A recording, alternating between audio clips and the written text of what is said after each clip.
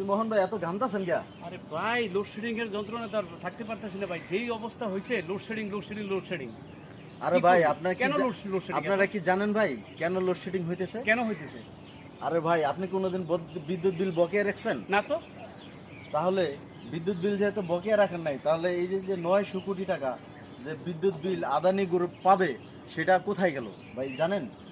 দেখছো, এই জন্য তো কই কি রে, ব্যাপারটা কি, মানে এত লোডশেডিং হইতেছে কে, মানে এই জন্য তো মনে হয় ঘটনাটা কি, মানে এই 900 কোটি তাহলে এখন কে দিবে?